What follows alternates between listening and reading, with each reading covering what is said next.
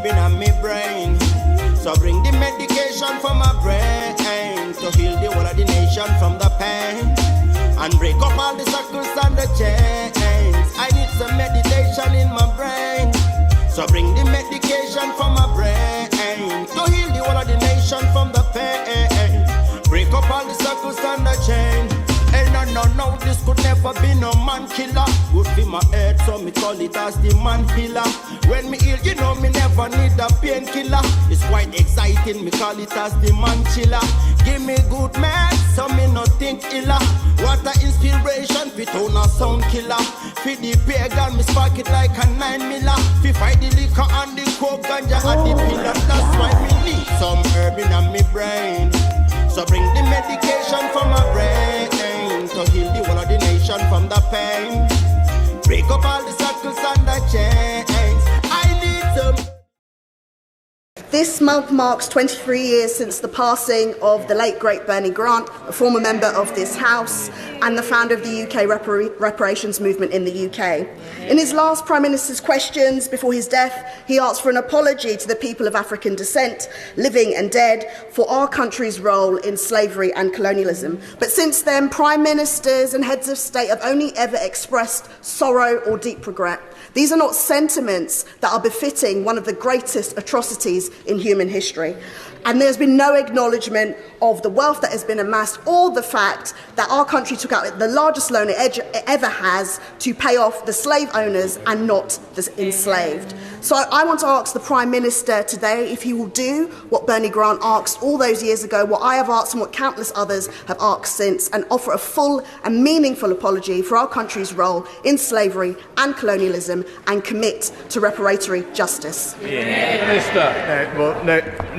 No, Mr. Speaker. What I think our focus should now be on doing is, of course, understanding our history in all its parts, not running away from it, but right now making sure that we have a society which is inclusive and tolerant of people from all backgrounds. That's something that we on this House, our side of the House, are committed to doing and will continue to deliver. But trying to unpick our history is not the right way forward, and it's not something that we will focus our energies on.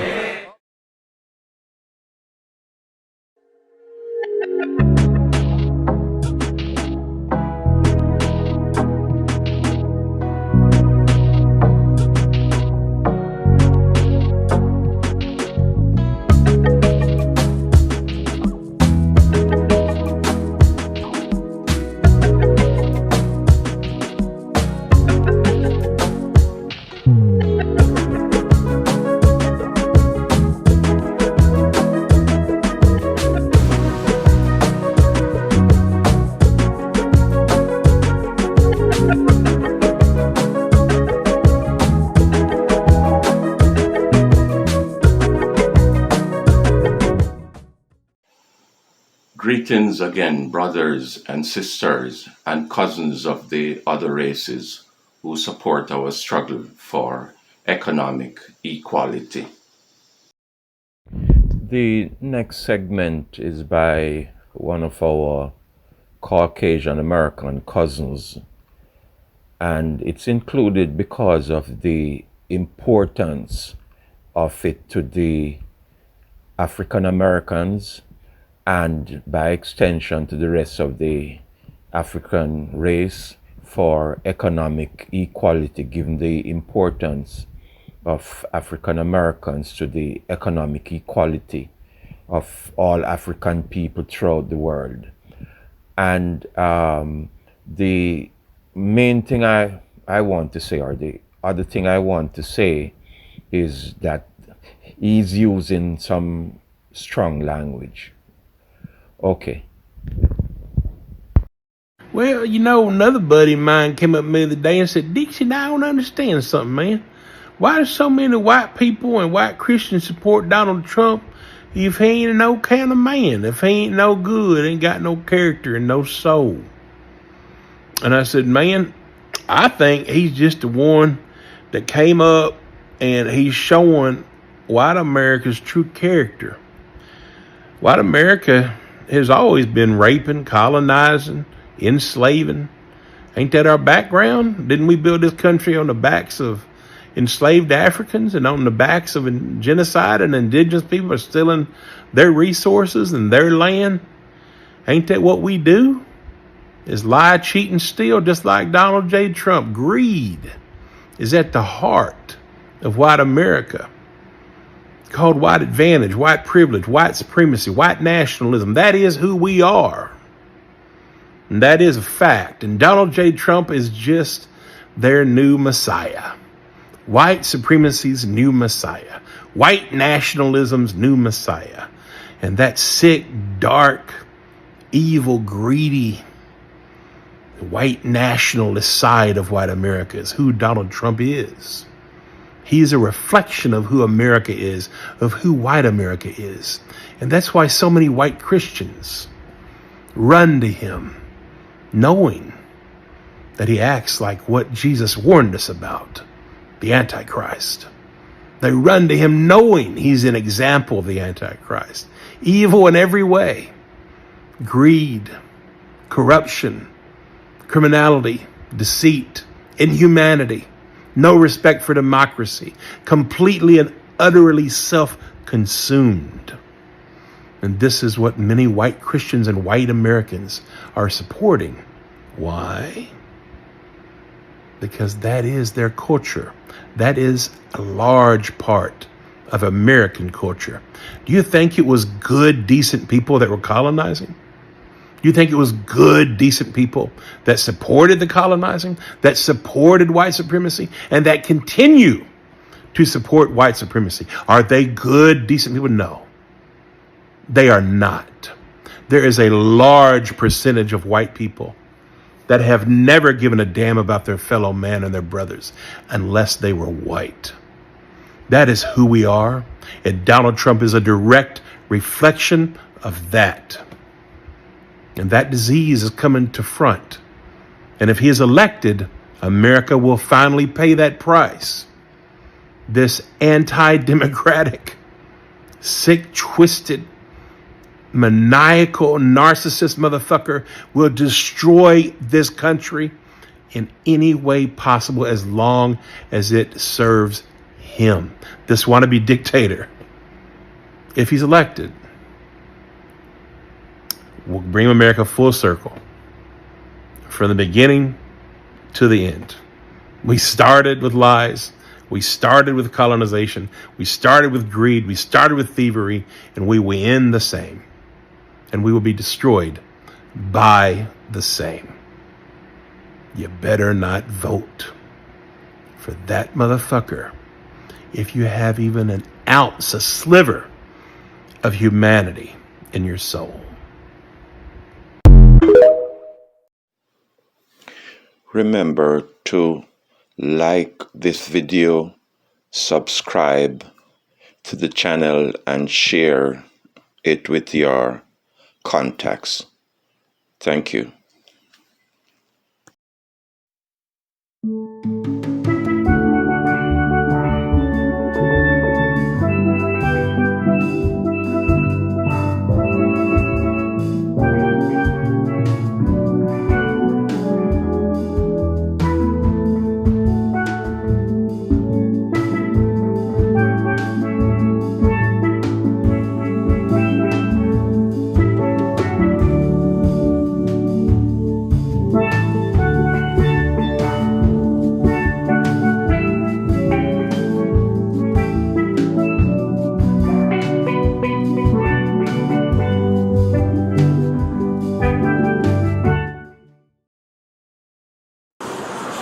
It was only in 2021 that Barbados became a republic, and in many ways the fledgling democracy is still shaping its identity.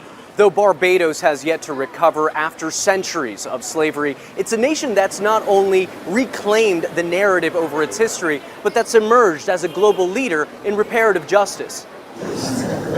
This year, Barbados hosted a first-of-its-kind international summit on reparations for slavery, paving the way for other former colonies and the descendants of enslaved persons to demand reparations from European countries before international courts.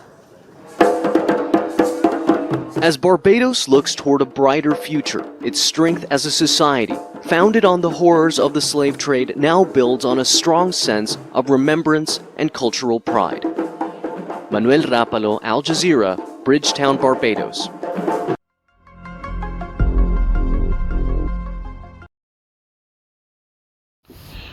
Greetings again, brothers and sisters and cousins of the other races who support our struggle for economic equality with the other races. This segment on the reparations update, in which we see that Prime Minister Motley from Barbados has continued to play a leading role in the struggle for reparations. And in the conference that they had a few months ago, the international conference, one of the leading people there also was the Vice President of Colombia, female Vice President of Colombia. So both of them are now working together to get reparations. And there was a recent meeting in either October or November in Ghana, where the African and Caribbean nations, some African and Caribbean nations, they had a conference and decided that they were going jointly work towards getting reparation from Europe, from Britain and Europe for slavery and colonialism. And recently, the Prime Minister of Trinidad and Tobago, he joined in the call recently, and he called also for reparation from Britain and from Europe. Jamaica, which is still a British colony, I haven't heard anything from the Prime Minister of Jamaica, but the Minister of Foreign Affairs, she made a speech recently about reparation, and there is an article in the Jamaican newspaper which deals with what she said, and also some numbers, that estimates of what should be paid. Both the Trinidad city comments and Jamaica, I will go into more details in another video soon. The most interesting one I find, however, and the most recent and most interesting one, is from Guyana. The president of Guyana, Dr. Ali, he was interviewed recently, and let's listen to what he had to say about this issue of reparation. Guyana President Mohamed Irfan Ali joins us live now from New York, where he's going to be addressing world leaders at the UN General Assembly on this subject later today. So we've got in early with you. OK, let me ask you a question, Mr. President, on behalf of all of our viewers who would be covered by this.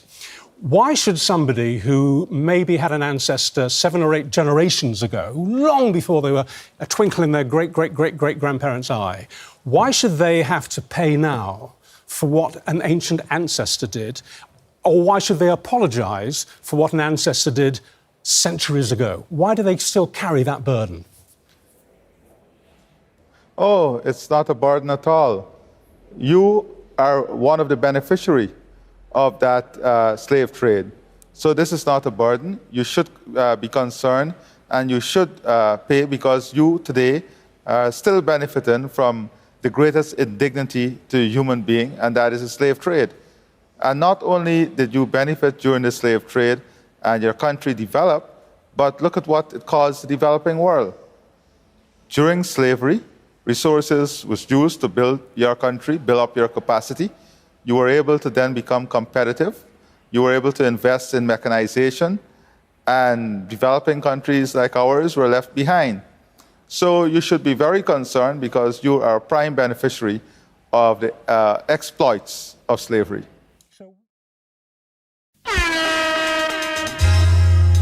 Well then, I grade. We need ya, hey, I need some herb in my brain. So bring the medication for my brain to heal the whole of the nation from the pain and break up all the circles and the chains. I need some meditation in my brain. So bring. This must stop. We cannot sit back and see children being killed, women and children, innocent civilians, irrespective of where they come from, what their religion is, what their race is.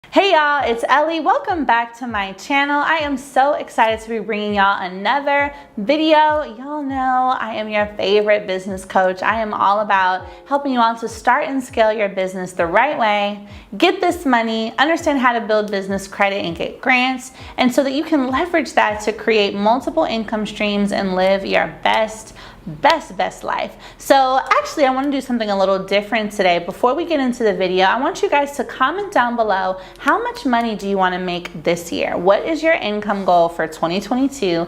Is it 100K? Is it a million? Is it 200K, 500K? I really believe you have to speak your goals out loud in order for you to be able to seize them and to be able to achieve them. So it's so key for you to say it with confidence, with feeling, and even if it seems so far away, trust me, if I can go from $1,200 to $1.2 million, you can absolutely do the same. So speaking of which, we are going to talk about in today's video 5 businesses that you can start with $1,000. And yes, that is $1,000. And trust me, if I can start my business with a $1,200 stimulus check, in 2020, when I was living at my mom's house with my 4 kids, just a few months after getting a divorce, if I can, you definitely can. And that's why I wanted to bring you this video, is to show you not just how you can, but how you will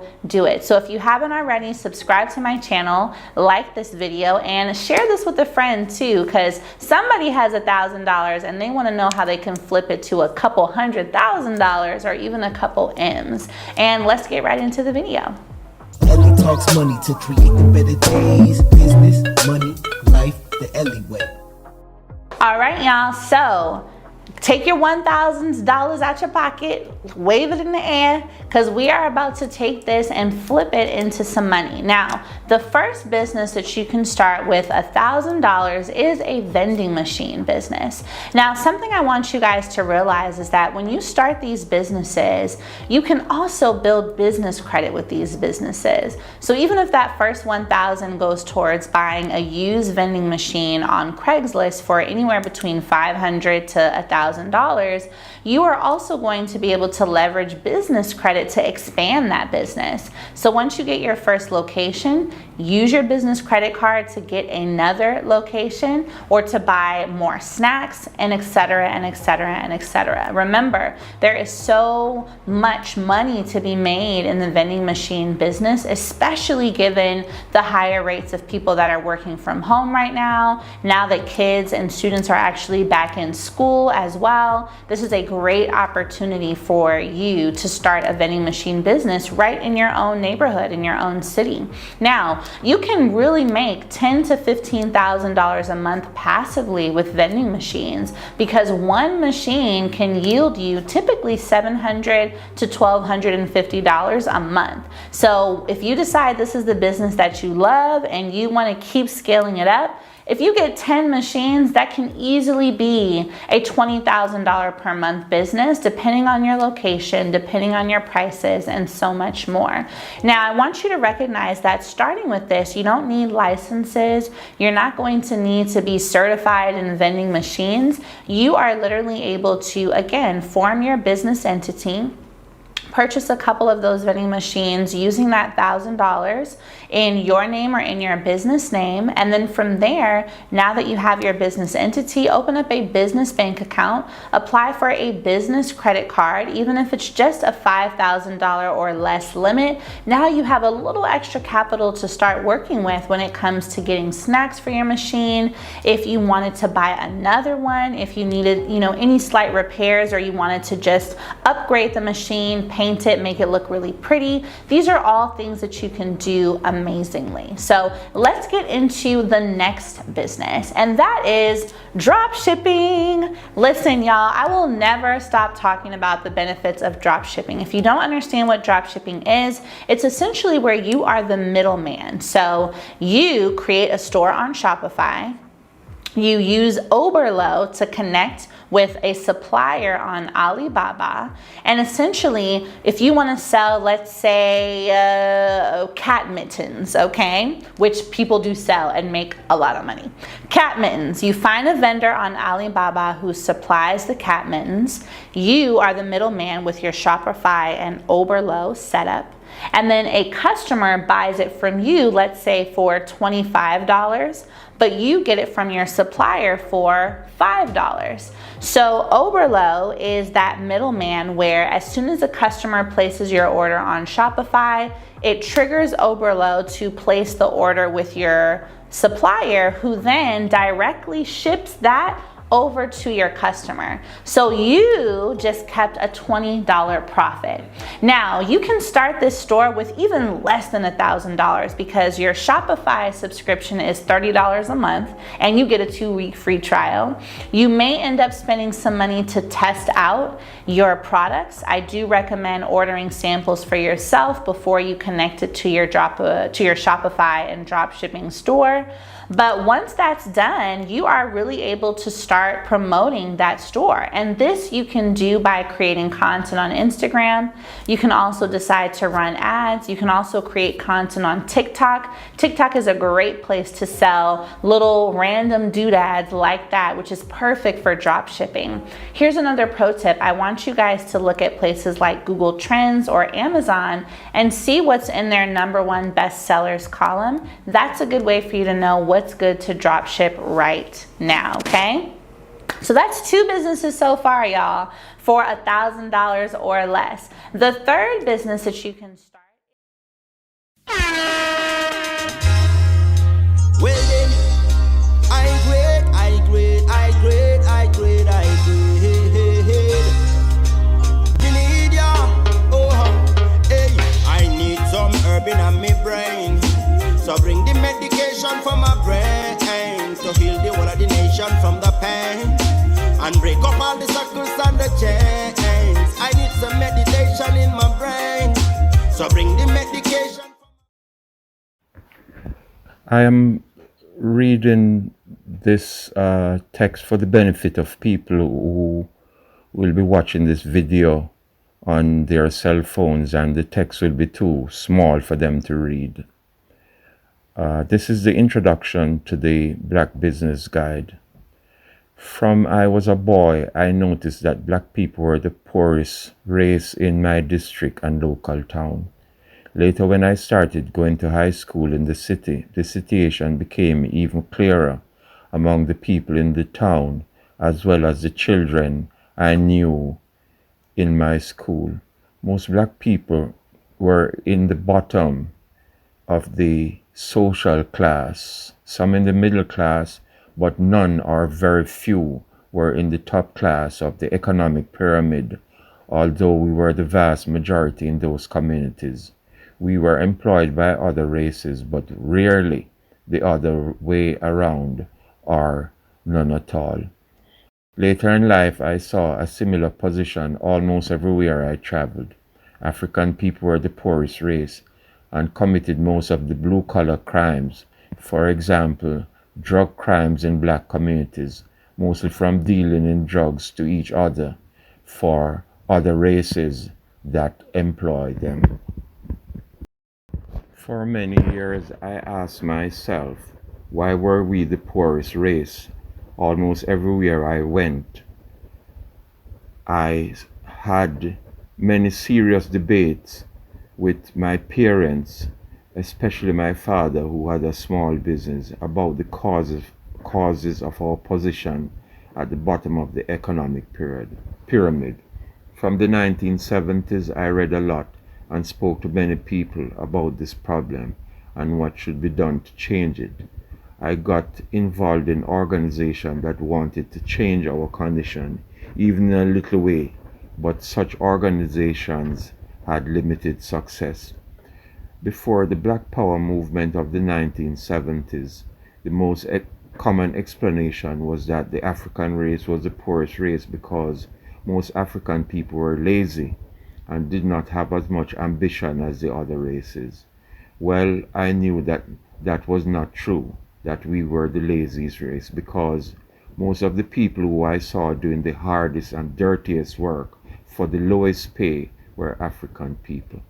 Also, it was because they were ambitious that many were able to educate their children from the low income they got doing the hardest work. The few classmates I had from other races in high school and later in college were neither more hardworking nor more ambitious than the average black student in our class. We might be ambitious and working diligently to get the least profitable, honest occupation, but I had plenty evidence that we were not lazier or less ambitious than the other races. And later in life, going to university and working in different countries, I noticed the same situation of black people, African people, being at the bottom of the economic pyramid, although we were doing the hardest work and the dirtiest work in many cases. Remember to like this video, subscribe to the channel, and share it with your contacts. Thank you.